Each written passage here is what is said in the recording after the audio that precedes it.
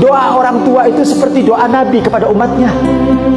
Jadi kita nggak usah jauh-jauh minta doa kemana-mana, nggak usah jauh-jauh. Kadang-kadang minta doa kemana-mana, ziarah kemana-mana, sementara orang tua dibiarin. Benar gak? Kadang-kadang kita minta berkah dari kiai, berkah dari habaib, berkah dari ajangan. Betul, ada keberkahan, tapi sumber keberkahan itu ada sama orang tua. Sama kiai, sama ulama, sama habaib itu hormat luar biasa sama orang tua.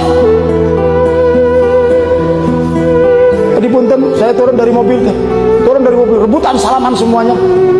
Oh, rebutan salaman, bagus, bukan nggak bagus, bagus. Tapi pertanyaannya, sama ibu begitu tak? Sama orang tua begitu tak? Percuma.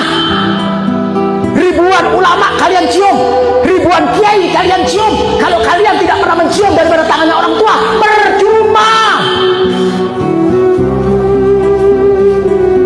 Orang tua itu di atas segalanya. Nanti kalau ada kiai, ada ajengan minum, ada bekas barokah.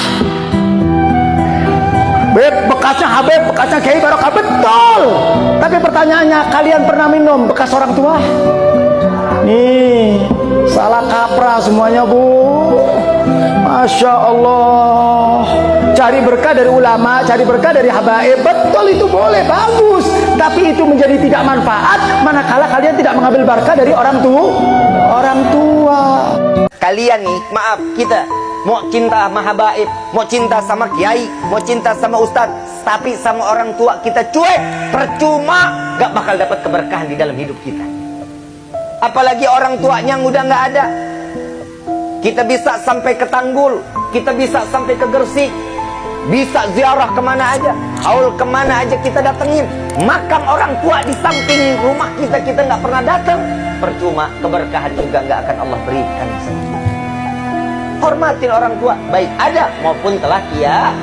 Yang sekarang masih hubungan nggak baik sama orang tua, hubungan yang baik sama orang tua. Kenapa?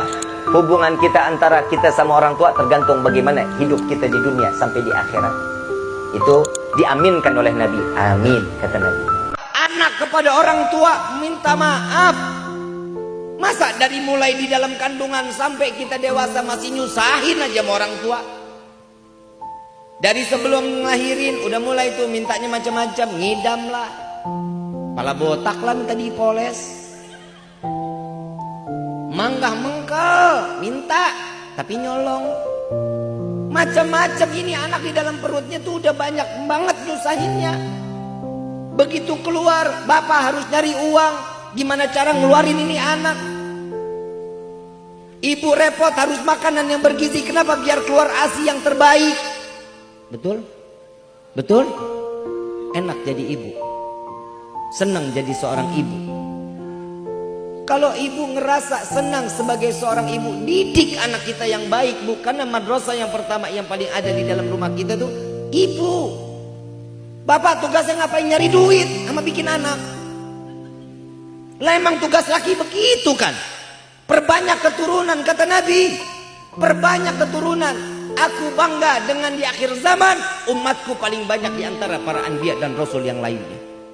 Begitu. Ini baru punya anak dua, enggak. Terus cicing. Bapak mah enak, saya Pak yang susah tidur susah, miring nggak bisa, celentang ngap, apalagi tengkurap.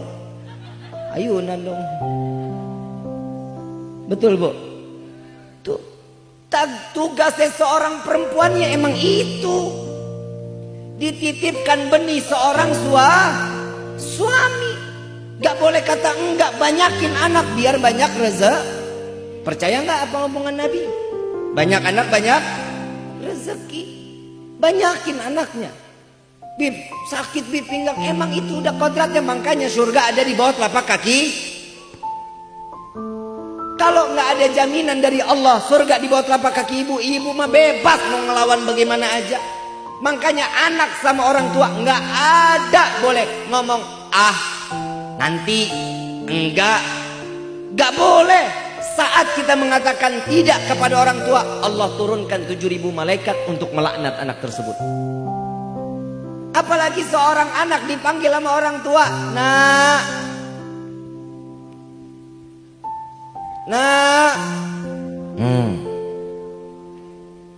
Nah, sampai 3 kali ini anak gak datengin orang tua dipanggil. La ilaha illallah. Jika Allah cabut tanpa membawa iman ke hadapan Allah. Tuh, hati-hati jadi anak nih kita nih, suku ya Allah. Anak itu fitnah dunia, fitnah akhir. Rezeki buat kita, iya. Tapi anak yang bisa menjerumuskan kita ke dalam neraka jahanam. Ibu bapak enak ibadah. Sholat bapak di masjid 5 waktu, ibu diam di rumah taat sama suami. Anak nggak pakai kerudung, dosanya ditanggung sama orang tua. Bapak ibu enak ibadah, anak nggak pakai sholat, nggak pernah sholat subuh, sholatnya nggak pernah ditanyain, siap-siap pertanggungjawaban di hadapan Allah.